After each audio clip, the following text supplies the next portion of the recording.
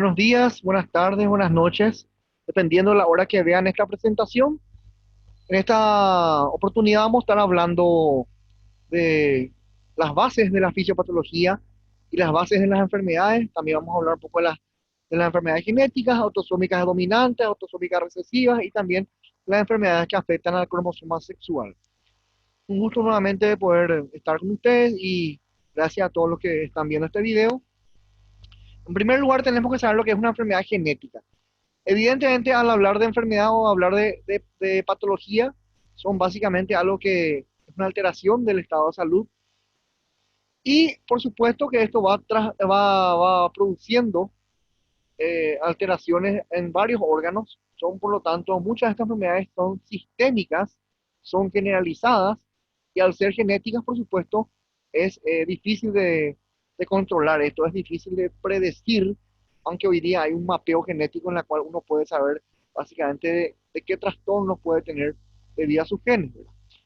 La mayoría, o por definición, todas las enfermedades que son genéticas aparecen en el momento del nacimiento y por lo tanto son llamadas congénitas. Dentro de las enfermedades genéticas podemos encontrar un tipo de trastorno también llamado dismorfología. La dismorfología es un trastorno, una alteración básicamente que consiste en el desarrollo que presenta la persona en forma física. Ese desarrollo, por supuesto, puede ser a nivel intrauterino, es decir, en el desarrollo intrauterino, en el desarrollo fetal o después de nacer también pueden haber trastornos que afecten al desarrollo físico, el retardo del crecimiento, los trastornos hormonales que tengan que ver con la hormona del crecimiento, también pueden producir lo que es la dismorfología. Y los trastornos congénitos o los efectos congénitos se van clasificando según la región que afectan, ¿verdad?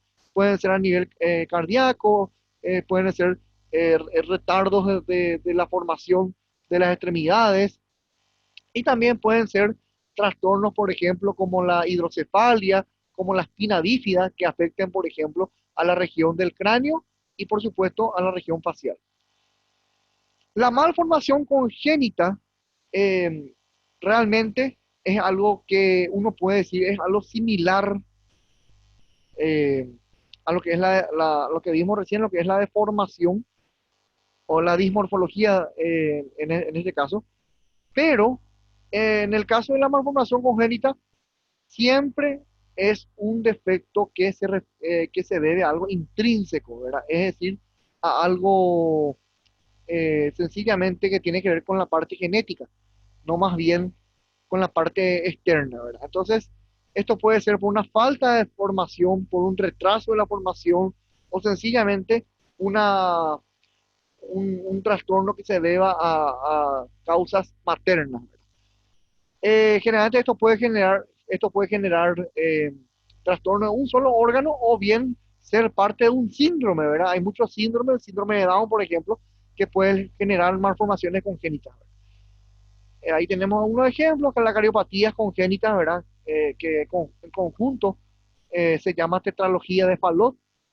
Y también lo que tenemos es el labio leporino, que también puede estar asociado también a la fisura del paladar. Bueno, la mayoría de estas malformaciones son congénitas, porque justamente dice su nombre, congénito significa que está al momento del nacimiento, es decir, uno nace así, con esa malformación. Y bueno, las malformaciones pueden dividirse nuevamente en mayores o menores, dependiendo de la cantidad de órganos eh, que afecten y a la gravedad a la gravedad de esa malformación. Generalmente las mayores son las que afectan a tres o más órganos y por supuesto si son graves, ¿verdad? Si comprometen la salud, o sea, comprometen la vida del paciente. Algunos síndromes más conocidos son el síndrome de Down, ¿verdad? La trisomía del cromosoma 21 es esa. Y otras anemias, perdón, otros síndromes también un poco frecuentes son el síndrome de alcohol fetal o alcohólico fetal.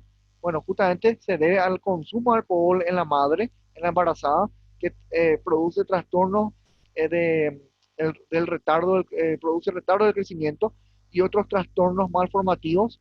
Y la anemia falciforme, que más adelante en otros videos, en otras unidades, estaremos desarrollando, en la cual se produce una malformación de los glóbulos rojos, en la cual los glóbulos rojos adquieren un aspecto de os o aspecto de media luna. La secuencia, la secuencia es un tipo de malformación también congénita que se diferencia del síndrome, que enseñamos a dar eso, en el cual la secuencia está causada por diversas causas. El síndrome generalmente es debido a una sola causa que produce diversos signos y síntomas, pero la secuencia está causada por varias causas que producen una sola patología principal. Es decir, varios factores o varias causas, eh, digamos, se asocian y producen una sola patología principal o primaria, y que esa patología principal o primaria desencadena otras alteraciones secundarias. Podemos decir que todo esto, estas causas, por ejemplo, que vemos acá, llevan a una sola patología, pero esta una sola patología al final se desglosa en varias otras alteraciones, ¿verdad? Es decir, es un defecto primario que acarrea, que conlleva, que desencadena alteraciones secundarias que se desglosan, que se producen a partir de esa única patología, de esa única patogénesis. En este caso, por ejemplo, tenemos eh, dos secuencias como ejemplo. Tenemos la secuencia Pierre-Robin, que es básicamente, es debido a trastornos, a consumo de drogas, esas son las causas, que llevan a un solo defecto primario, que es el desarrollo mandibular.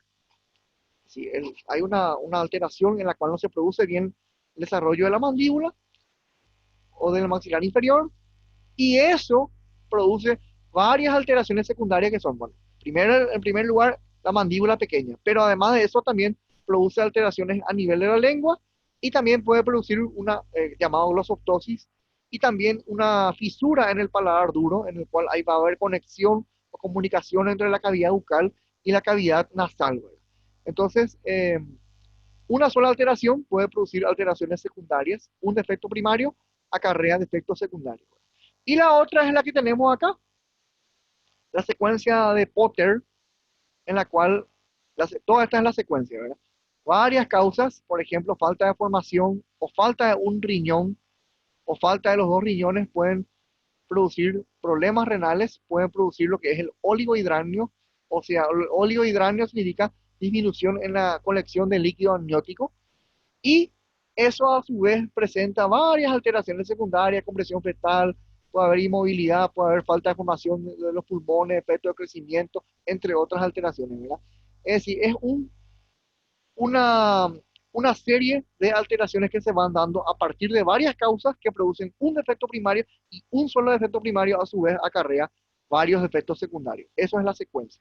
Varias causas lo producen.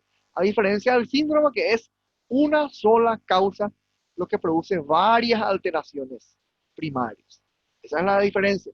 En la otra es varias causas producen una alteración primaria. En este caso, una causa, el síndrome es una causa que produce varias alteraciones primarias. Y que ya vamos a ver enseguida cuáles son las otras características de lo que es el síndrome. Pero antes de eso, tenemos que saber lo que es la displasia. La displasia realmente es un evento que, que es un evento precanceroso. Es decir, generalmente, o preneoplásico para hablar más correctamente, ¿verdad? Porque la neoplasia no siempre, no siempre es cáncer, ¿verdad? La displasia es realmente un defecto de organización de las células. Las células se reorganizan. Nosotros generalmente sabemos que, en un tejido las células están organizadas en forma ordenada, constituyendo lo que es la parte tisular, constituyendo lo que es el tejido. Generalmente las células se organizan dependiendo del tipo de tejido que sean, si es estratificado, si es simple, si es queratinizado o no queratinizado, cilíndrico, cúbico, dependiendo de la histología, dependiendo del tejido que lo conforman, que lo forman. Pero cuando ocurre una displasia, que generalmente, como dijimos, es un evento preneoplásico, antes de la neoplasia, estas células se desorganizan. Todavía no llegamos a neoplasia, pero estamos a punto de llegar a neoplasia, porque eso ya es un evento que antecede. Cuando las células se desorganizan, es porque si esto prosigue, esto puede formar un tumor. tumor, no estoy diciendo cáncer, tumor puede ser benigno o maligno, pero antes de displasia hay algo que lo precede, que es la metaplasia. La metaplasia realmente es un cambio de epitelio. Un epitelio que, por ejemplo, puede ser estratificado, se vuelve un epitelio que es estratificado, no queratinizado, se vuelve a queratinizado. Un epitelio plano se vuelve a epitelio cilíndrico, por ejemplo, ¿verdad? Entonces, el cambio de epitelio en un tejido, a eso llamamos metaplasia. Uno de los ejemplos de metaplasia que vamos a ver cuando desarrollemos la unidad digestivo es el esófago de Barrett, que se da justamente por, por efecto del ácido. Los que tienen reflujo gastroesofágico crónico, o sea que están expuestos permanentemente al ácido, pueden tener lo que se llama el esófago de Barrett, que es un ejemplo de metaplasia. Metaplasia puede haber en cualquier tejido y esa metaplasia es el evento que antecede a la displasia. La displasia ya hablamos lo que es, y lo que sigue a la displasia es la neoplasia, la formación de tumores que pueden ser benignos o malignos. El cáncer es una neoplasia maligna. Una neoplasia benigna no puede ser llamada cáncer. El síndrome ya dijimos que es causado por varias causas que desencadenan, perdón, una sola causa, digo bien, que desencadenan varias malformaciones primarias que son múltiples, pero clínicamente el síndrome también es caracterizado como un conjunto de signos y síntomas, porque existen signos y síntomas presentes en varias enfermedades, pero constituyen un síndrome. Por ejemplo, el síndrome febril, por ejemplo, el síndrome gripal. El síndrome gripal, conjunto de signos y síntomas, como la rinorrea, la tos, la tos seca que luego se hace productiva, la fiebre y también el dolor de garganta, el dolor de la faringe, constituyen unos signos y síntomas que pueden estar presentes en varias enfermedades. Una de ellas es la influenza, también pueden estar presentes la tuberculosis, también puede estar presente la neumonía. Eso es un síndrome, conjunto de signos y síntomas presentes en una o varias patologías y que son causadas por una etiología. La deformación más bien es la falta de posición, es decir, la alteración de la forma o de la posición cuando cambia, por ejemplo, eh, la forma de un tejido debido a un trastorno externo, como dice ahí, causada por fuerzas mecánicas. eh, Puede ser debido a algo congénito, es decir, puede haber algún tipo de tóxico o de fármaco que hace que, por ejemplo, el brazo no esté en el lugar donde debe estar, o cualquier otra región del cuerpo se ubique en un lugar diferente. Eh, También puede ser causado por un trastorno mecánico, por un trastorno externo, y también puede ser alteración de la forma. Varios órganos varios órganos varias personas pueden nacer, digo bien, con órganos que no tienen la forma habitual o el desarrollo habitual. Por ejemplo, los riñones en herradura, en la cual los riñones, en vez de estar separados, están unidos en la línea media. O por ejemplo, la destrocardia, el corazón a la derecha, el corazón derecho, ¿verdad?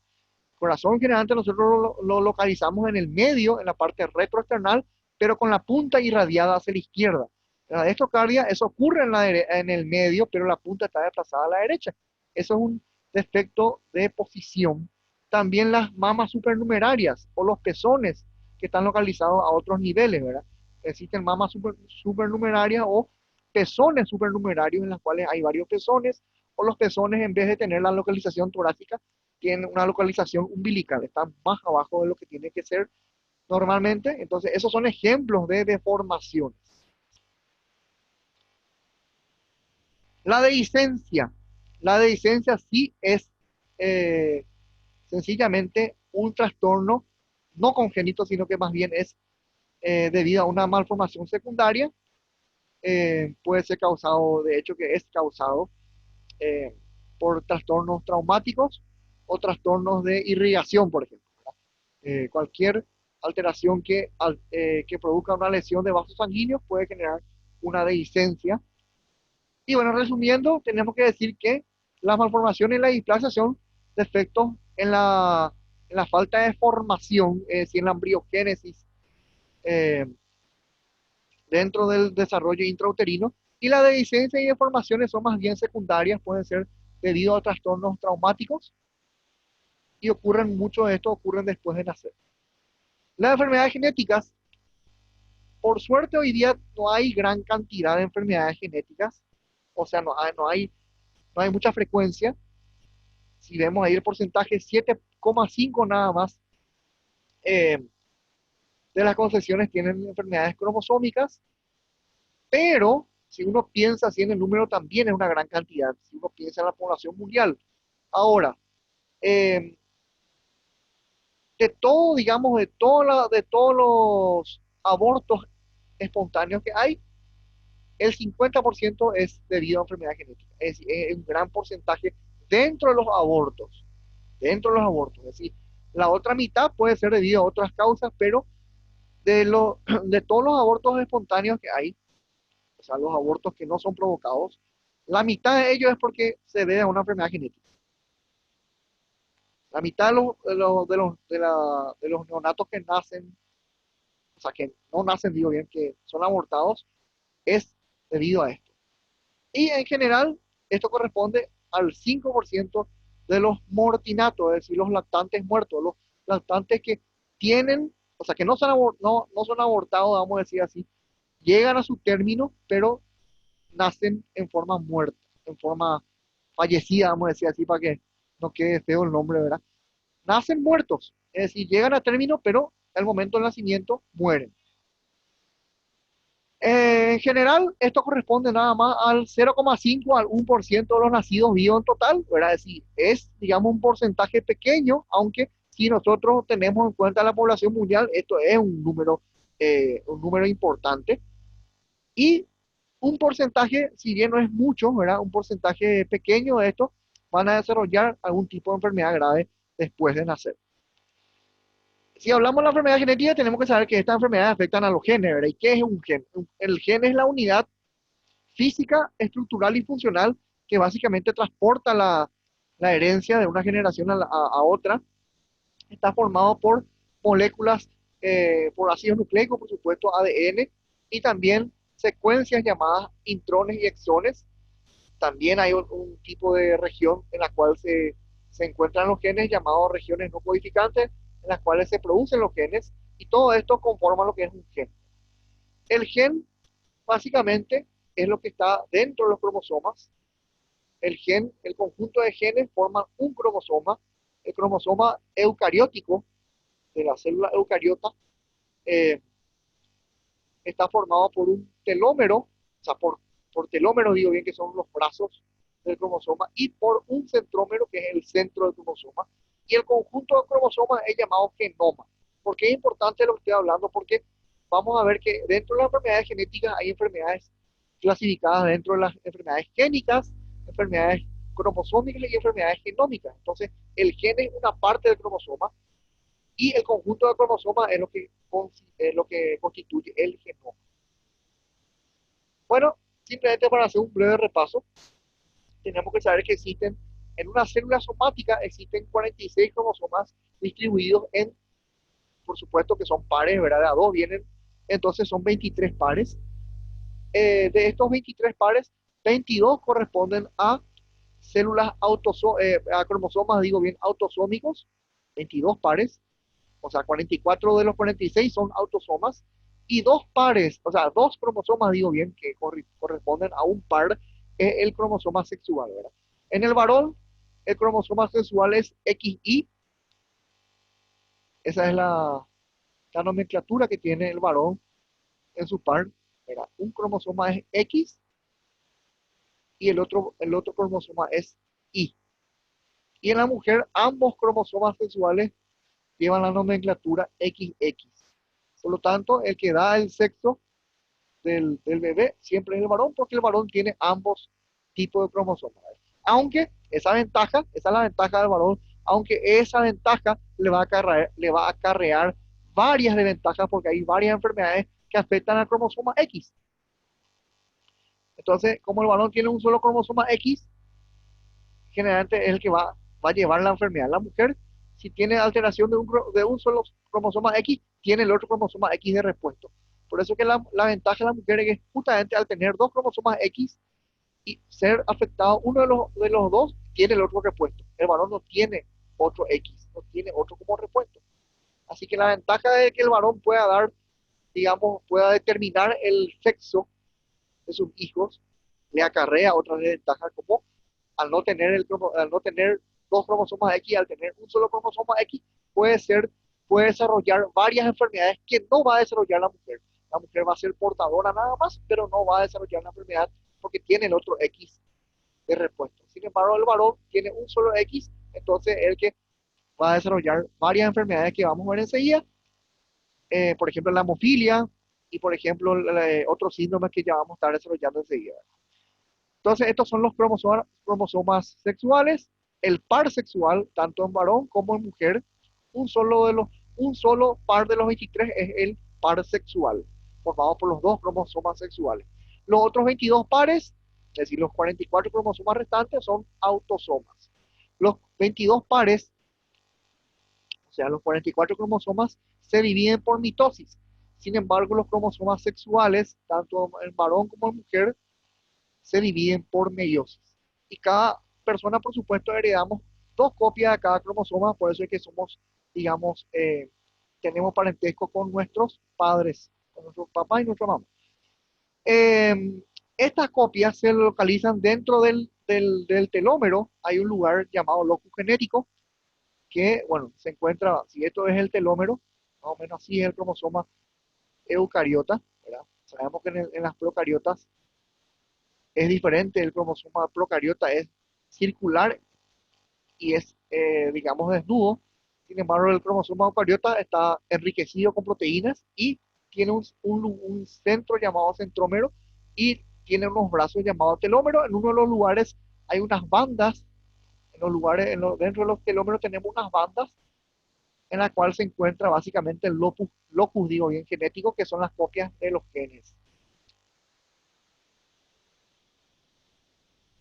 Acá vemos justamente el locus genético, es donde están localizados los genes y es el lugar donde eh, se activa, digo bien, la división del cromosoma, ya sea por mitosis o por meiosis, y es el lugar también en la cual podrían sufrir alteraciones los genes, y en caso de que haya alteraciones, se pueden activar los protooncogenes que van a llevar después a al desarrollo del cáncer, ¿verdad? Debido a los marcadores genéticos oncológicos.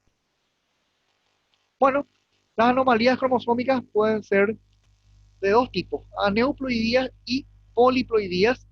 Cuando no hay anomalía cromosómica, hablamos de euploidía. Eu es verdadero, ploidía es número verdadero, cantidad de cromosomas verdaderos. Eu es verdadero. Euploidía es lo normal. Aneuploidía es negativo o antónimo de euploidía, entonces aneuploidía es alteración del número normal de cromosomas y poli es mucho, ¿verdad? Muchos cromosomas. Entonces, tenemos dos tipos de anomalías cromosómicas, me refiero al número, aneuploidía y poliploidía. Cuando nosotros tenemos alteración en un solo par, tenemos 23 pares de cromosomas, ¿verdad? 22 autosómicos y un sexual. Cuando nosotros tenemos solamente la alteración en un solo par, ahí hablamos de aneuploidía. Cuando tenemos alteración de todos los pares de cromosomas, ahí hablamos de poliploidía. Es decir, eh, si nosotros tenemos alteración de un solo par, es decir, tenemos un cromosoma más en un par, en vez de tener 46 cromosomas, vamos a tener 47. O cuando falta un cromosoma, en vez de tener 46, vamos a tener 45. Entonces, de dónde esté, dependiendo de dónde esté la alteración, las anomalías se pueden clasificar por nombres. Por ejemplo, el síndrome de Down, que no está acá presente, ¿verdad?, en la presentación, ¿verdad?, pero es el más frecuente de todos, es la alteración del, del par 21, es la alteración del par que corresponde al número 21, y bueno, vamos a tener, en vez de tener dos, vamos a tener tres cromosomas en ese par. Entonces, ¿cómo sería eso? Si nosotros tenemos el cromosoma 20, el par 21, entonces tendremos un cromosoma, poner más o menos cromosoma por una X. Entonces nosotros le ponemos nomás así, para que esto sea como un cromosoma. Otro cromosoma en el par 21, que es lo correcto, pero aparece un tercer cromosoma en ese par 21. Este es el cromosoma, el tercero, el que no debería estar, por lo tanto, por eso es que se llama trisomía. Eh, lo correcto sería lo que es la disomía, ¿verdad? Entonces, que haya, por supuesto, un par en cada, y dos cromosomas en cada par. Eso es lo correcto, ¿verdad? Pero al parecer un tercer cromosoma extra, ahí se convierte en una trisomía. Inclusive puede haber una tetrasomía, ¿verdad? Pero el síndrome de Down presenta tres cromosomas en lugar de dos nada más. Presenta un tercer cromosoma adicional en el par 21. En el par 22 tiene otro nombre, el síndrome 20, en el par 23 también es así. Dependiendo del par donde esté localizado, tiene un nombre el síndrome. Si es el par 21, esto va a ser entonces una trisomía en el par 21, entonces síndrome de Down. A veces inclusive, en vez de haber una trisomía, hay una monosomía. Es decir, en vez de haber dos cromosomas en cada par, que es lo correcto, falta acá, ¿verdad? El otro. Entonces falta un cromosoma, entonces en ese caso se llama monosomía, ¿verdad? Que también es una alteración. Lo correcto es que sea nada más de a dos tengan en cada par, ¿verdad? O sea, que haya una disomía, eso es lo correcto. Si falta uno o si hay uno de más, entonces hablamos de monosomía o de trisomía. Y dependiendo también de qué, en qué en qué cromosoma o en qué par esté, se llama de forma diferente, ¿verdad? Síndrome de esto, síndrome de aquello, ¿verdad? Entonces, acá tenemos unos síndromes que vamos a ver ahora justamente para saber dónde está la alteración.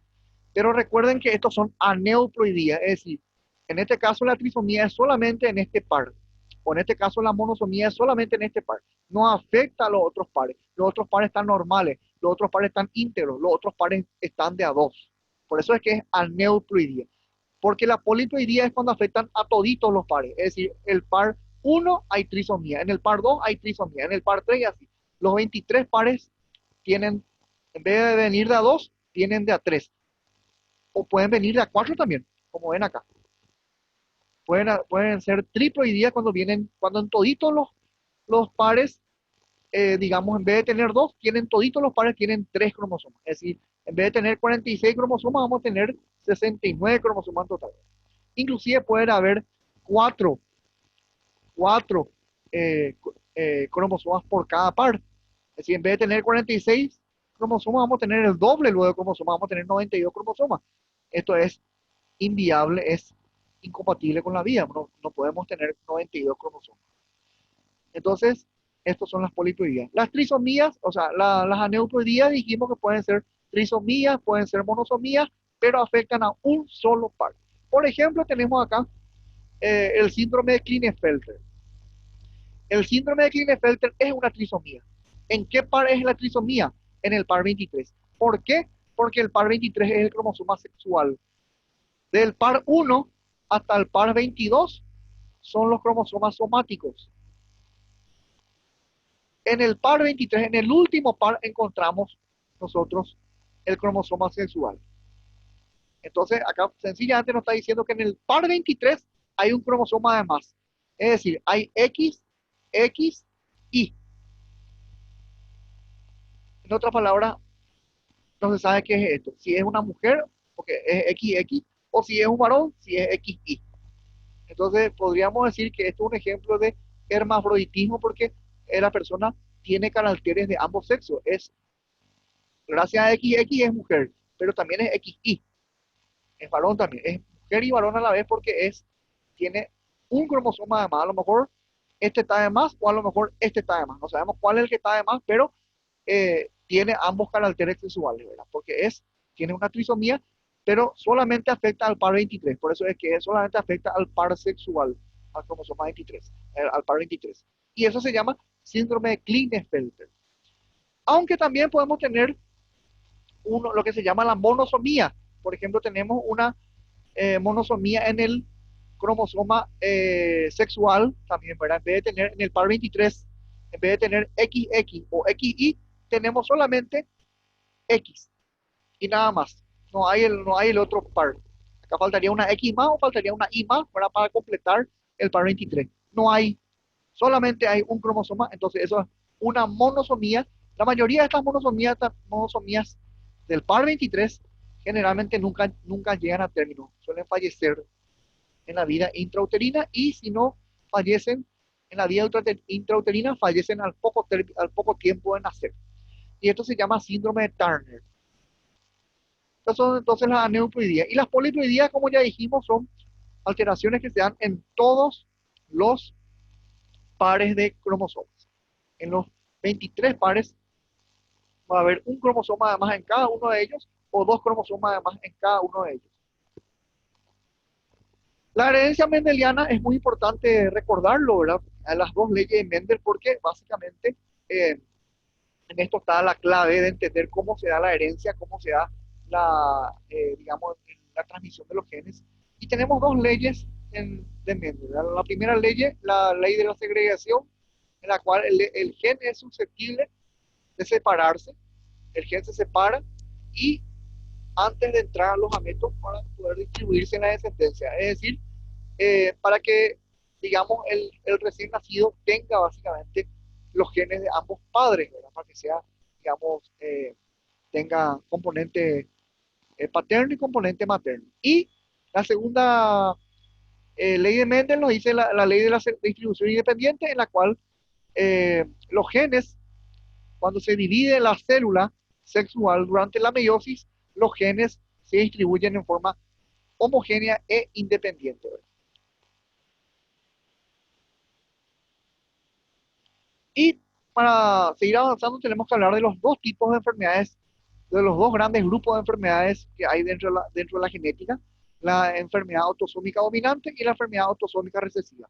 Las diferencias fundamentales son básicamente en que, en primer lugar, que la autosómica dominante es un poco más frecuente y en la cual se da al 50% de la herencia. Es decir, si son cuatro hermanos, dos van a desarrollar la enfermedad y dos no van a desarrollar la enfermedad. A la mitad de la descendencia. Al 50% de la descendencia se transmite y el 50% no va a ser transmitido. Sin embargo, la autosómica recesiva nada más se da en el 25%. De cuatro hermanos, probablemente uno va a tener y el resto no va a tener, ¿verdad? Solamente el 25% es lo que se transmite a la descendencia, a diferencia de la dominante, que es el 50%. También es muy importante saber que esto se transmite del padre al hijo.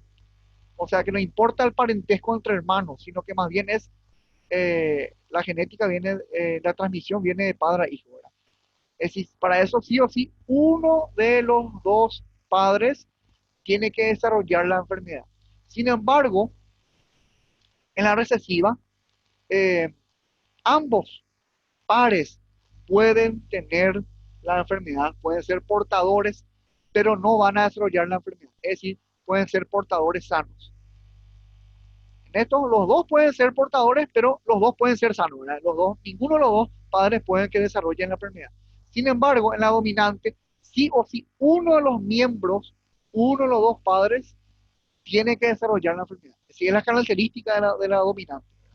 Sí o sí, uno de los dos padres va a desarrollar la enfermedad. El otro puede ser que sea portador nada más, pero el papá o la mamá va a desarrollar la enfermedad, va a tener los síntomas de la enfermedad. Sin embargo, en la recesiva, los dos pueden ser que sean portadores asintomáticos, pero ninguno de los dos va a desarrollar los síntomas de la enfermedad.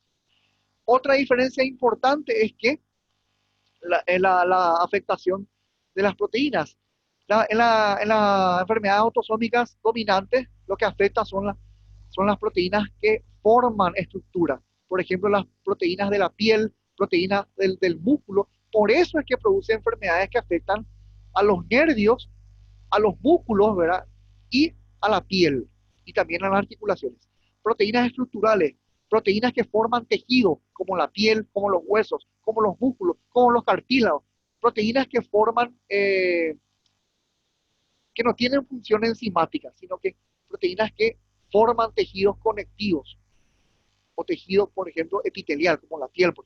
Por eso es que se dan este tipo de enfermedad, acondroplasia, en la cual no hay una buena formación cartilaginosa, la distrofia miotónica que afecta a los músculos, sobre todo los músculos proximales, síndrome de Marfan que tiene afectación también de la piel, la neurofibromatosis, que es una enfermedad grave que afecta a los nervios periféricos. Entonces, eso se debe a que a la calidad, digamos, de la proteína, ¿verdad?, que está afectado y el tipo de proteína que es afectada, que son las proteínas estructurales. Sin embargo, en la enfermedad autosómica recesiva, las proteínas que se afectan son enzimáticas. Ahí está. Afecta a proteínas enzimáticas, proteínas que no son estructurales, proteínas que forman o que metabolizan, que hacen metabolismo, por eso que afectan al trastorno metabólico y puede producir este tipo de enfermedades. Talasemia, que afecta básicamente a los glóbulos rojos, la fenilcetonuria, la galactosemia, ¿verdad? Esta se puede, esta y esta se pueden prevenir gracias al test del piecito. Y por supuesto, esta que es la más importante entre todas, que es la fibrosis quística, que es una enfermedad sistémica que afecta a varios órganos y que produce, como dice su nombre, fibrosis en varios órganos como el páncreas, la piel, por ejemplo, y que forma también quistes en varios órganos como también los pulmones, ¿verdad? Entonces, todas estas enfermedades son ejemplos de autosómica recesiva. Bueno, generalmente muchos de estos eventos congénitos tienen varias causas. Algunas no tienen causa, pero tienen factores que básicamente llevan a estas causas. Entonces, son multifactoriales y multicausas. Tienen varias etiologías. Acá vemos algunas de las etiologías que pueden producir, ¿verdad? Hidrocefalia, acúmulo de líquido amniótico a nivel cerebral, la estenosis del píloro, ¿verdad? El defecto del tubo neural, la espina bífida, la tetralogía de Fallot, ¿verdad? La dislocación de las cardiopatías congénitas, ¿verdad? Y también la dislocación congénita de cadera, ¿verdad? Y también pueden haber otras enfermedades que pueden afectar básicamente que pueden producir enfermedades genéticas en la madre, por ejemplo, la diabetes mellitus, la hipertensión arterial, y que también pueden ser heredadas por los hijos. La diabetes, por ejemplo, es una enfermedad que se puede heredar, sobre todo la diabetes mellitus tipo 1, mayor riesgo si los padres tienen y mayor riesgo si la mamá tiene diabetes. En el caso de la hipertensión arterial, más bien va por el padre, ¿verdad? Si el padre es hipertenso, hay mayor riesgo de desarrollar hipertensión arterial. Eso no se cumple siempre, ¿verdad? No es que yo tengo mis padres enfermos de diabetes o de hipertensión y ya voy a tener diabetes o hipertensión. Es una probabilidad nada más, una susceptibilidad nada más a desarrollar. Por lo tanto, el cuidado que tengo que tener es mayor. Y así tenemos otras enfermedades más, las neoplasias también, ¿verdad? Los tumores, la artritis reumatoide y también la alteración de los vasos coronarios. Esas son enfermedades que se pueden transmitir, que se pueden heredar de los padres.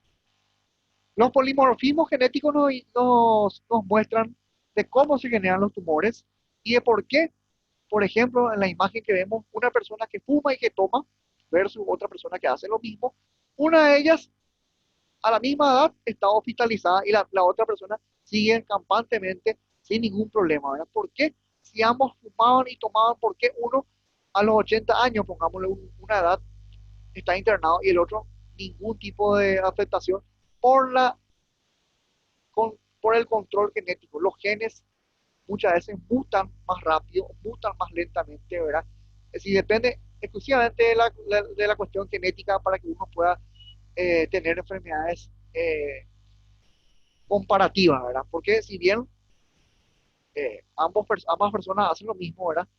Uno, digamos que le afecta más el alcohol y el tabaco y el otro no tanto, ¿verdad? Sigue fumando, sigue tomando, por el control celular, el control genético. Y eso nosotros no podemos controlar hasta el momento, ¿verdad? Así que sencillamente no podemos guiarnos por la genética, tenemos que tratar de cuidarnos, ¿verdad?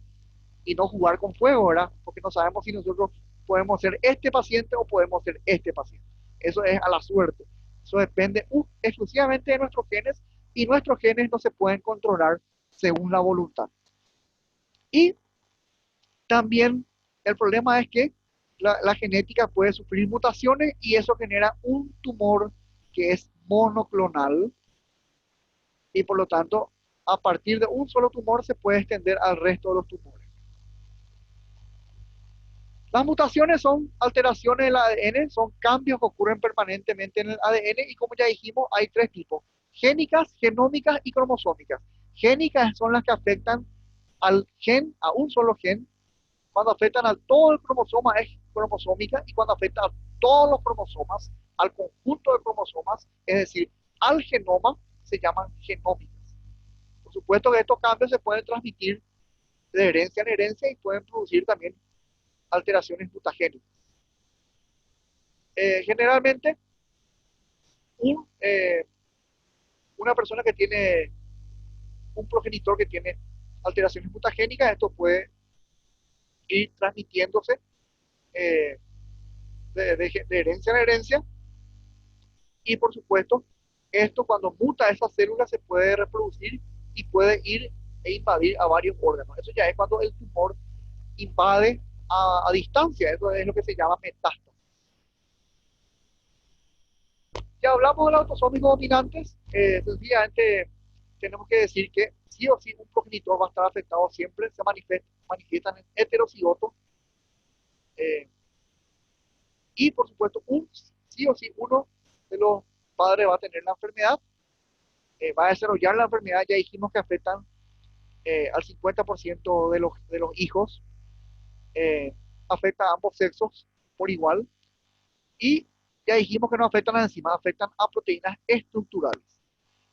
Acá vemos uno de los ejemplos de autosómica dominante, la hipercolesterolemia familiar. ¿Por qué muchos integrantes de una familia pueden tener problemas de colesterol? Bueno, esto también puede ser explicado por la genética. Muchos son transmitidos por la herencia debido a un trastorno que hay con las lipoproteínas LL y IDL.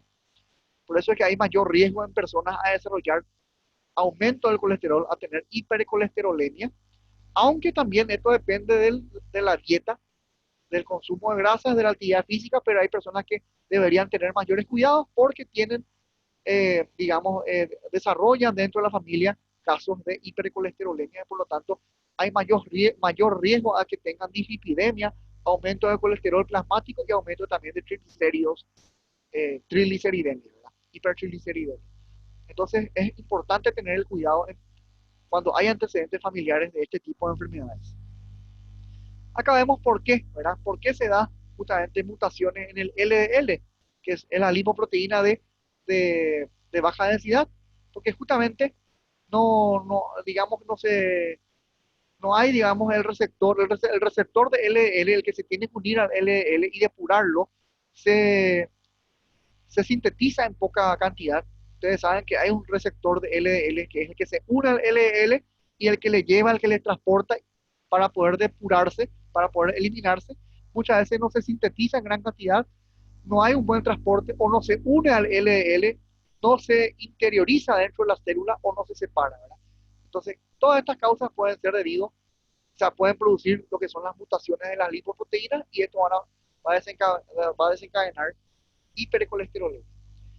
Ya hablamos de los autosómicos recesivos, ya dijimos que son numerosos, aparecen nada más que en un cuarto, en el 25% de la descendencia, afecta básicamente, ya dijimos, a enzimas, es decir, problemas de metabolismo, ya citamos algunas enfermedades eh, que pueden aparecer y no suelen aparecer en los padres, es decir, no desarrollan los padres la enfermedad, aunque pueden ser portadores de esta enfermedad. Acá tenemos algunos ejemplos, la captonuria, la fenilcetonuria, son algunos ejemplos de enfermedades autosómicas recesivas. En el caso de la captonuria, como estos son enfermedades metabólicas, entonces hay una ausencia de una enzima llamada oxidasa homogentísica y por lo tanto, al no haber esta enzima que degrada el ácido homogentísico, este ácido homogentísico se acumula y bueno, esto es lo que produce después en las articulaciones lo que se llama la artrosis, debido a una ausencia de esta enzima que debería degradar este ácido, ¿verdad?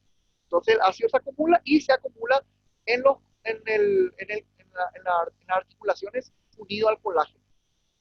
La fenilcetonuria básicamente es un déficit de una enzima también llamada fenilalanina hidroxilasa que debería degradar la fenilalanina. Entonces, hace que se acumule esta fenilalanina y también un ácido llamado fenilpirúvico. Y al acumularse esto se acumula en el cerebro y produce grandes lesiones a nivel neuronal y por supuesto en el desarrollo cerebral. Produce retardo cerebral. La fibrosis quística es una de las enfermedades autosómicas recesivas más abundantes. Generalmente es debido a varias mutaciones genéticas y sobre todo génicas, ¿verdad? Porque afectan a muchos genes. Y básicamente es debido a una mutación, a alteraciones de aminoácidos. Hay un aminoácido llamado fenilalanina, y debido a la alteración o la delección de este aminoácido, se produce este tipo de enfermedad que afectan a los canales proteicos del cloro. Es decir, el cloro es lo que acá falla y por lo tanto aumenta el cloro a nivel sistémico y sobre todo aumenta en el sudor. Eso es importante hacer entonces lo que se llama el test del sudor para saber la cantidad de cloro que hay. Esa es la herramienta diagnóstica y afecta a varios órganos. Afecta a las vías respiratorias, pueden afectar a los pulmones, producen quistes a nivel pulmonar, puede afectar también al páncreas y básicamente puede llevar a la muerte. De esto ya hablamos también. Las monosomías es cuando falta un cromosoma, las trisomías es cuando afecta, cuando hay un cromosoma además, en vez de haber 46 cromosomas, hay 47, por ejemplo. ¿Verdad? Ya tenemos un ejemplo del síndrome de Down que afecta al par 21. Pueden haber translocaciones, pueden haber cambio de genes entre un cromosoma y otro, pueden haber falta de genes, esto ya es falta de genes, no falta de cromosomas. Cuando un cromosoma, digamos, un gen falta dentro del cromosoma, pueden haber aumento de genes en un cromosoma. Estas son alteraciones ya directamente de los genes. Y aquí tenemos básicamente eh, un ejemplo de lo que ocurre en el linfoma. En el linfoma, por ejemplo, existe acá vemos en el ejemplo, hay una translocación, es decir, un cambio de genes entre el cromosoma 18 y el cromosoma 14. Ven acá, esto es lo normal, y acá vemos que hay un oncogenes que producen que una parte del cromosoma amarillo pasa al cromosoma azul y una parte del cromosoma azul pasa al cromosoma amarillo. ¿Verdad? Hay un cambio, eso se llama translocación. Cuando una parte de un cromosoma pasa al otro y la otra parte, hay un intercambio de genes.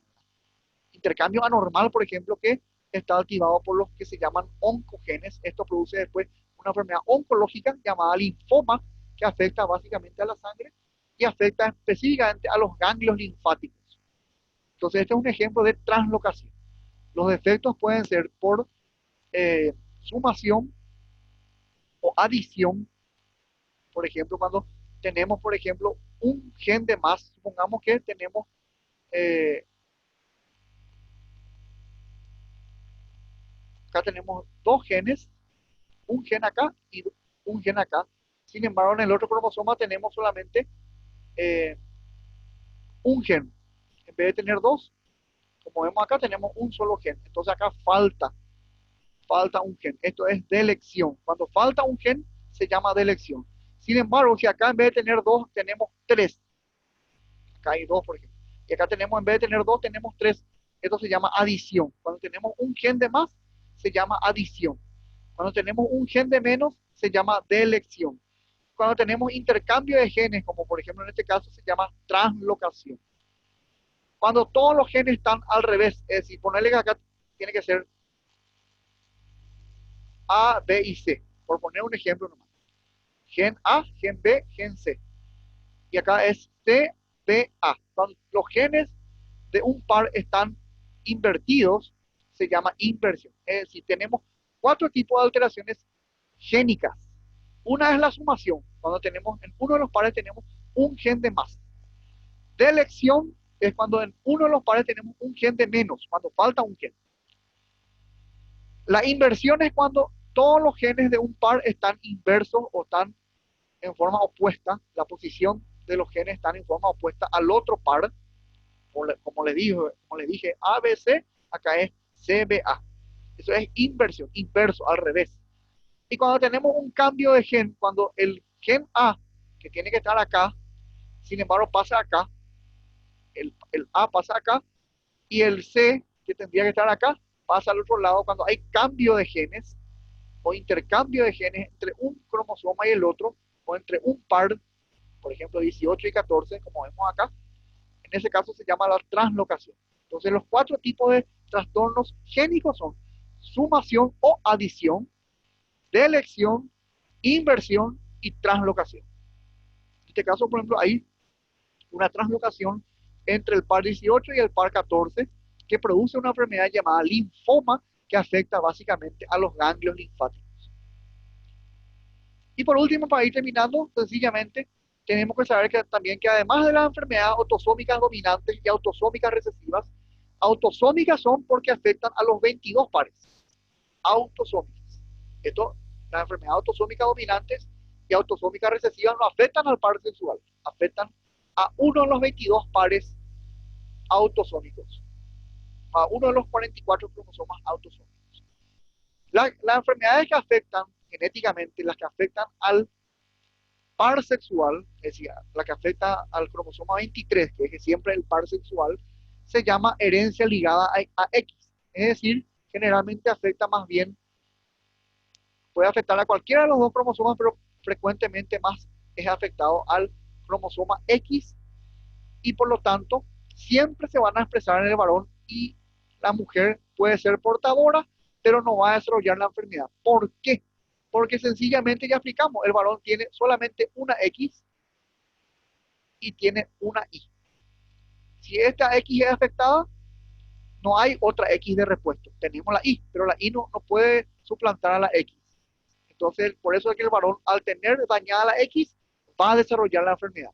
Sin embargo, la mujer, al tener dos cromosomas X, uno de los cromosomas puede ser dañado, pero tiene el otro cromosoma X de repuesto. Entonces, por ese motivo, la mujer no va a desarrollar la sintomatología clínica de la enfermedad, pero puede ser portadora. Va a ser portadora, pero no va a desarrollar la enfermedad. Por eso es que las hijas pueden ser portadoras, ¿verdad? Y acá vemos algunos ejemplos de ellos, las hemofilias, que son las más importantes, la diabetes insípida, que más adelante vamos a desarrollar, que no tiene nada que ver con la diabetes mellitus, aunque afecta a la reabsorción de agua, pero no tiene nada que ver con la diabetes mellitus, con la glucosa, ¿verdad? Y otras enfermedades más que vamos a estar desarrollando en otras unidades, como la enfermedad granulomatosa eh, crónica, la distrofia muscular de Duchenne, que es una alteración de los músculos proximales, y por supuesto, cuando desarrollemos la unidad de hematología, vamos a estar desarrollando justamente las hemofilias A y B, que afectan también, por supuesto, a los factores de la coagulación, al factor Christmas, y por supuesto que es una enfermedad que se da debido a un trastorno o una mutación genética en el cromosoma sexual y específicamente en el, eh, en el cromosoma X, que están presentes en la mujer y en el varón, pero en la mujer hay dos, en el varón hay solamente uno. Bueno, esperemos que les haya sido útil esta presentación, que hayan aprendido. Siempre les invito a que le den un me gusta al video y por supuesto que puedan suscribirse a mi canal, a los que no hicieron todavía, y bueno, los que ya hicieron la suscripción al canal y siempre le dan me gusta, les agradezco enormemente. Y bueno, gracias a todos los que vieron este video. Nos encontraremos próximamente en otro video, en otra unidad. Gracias a todos.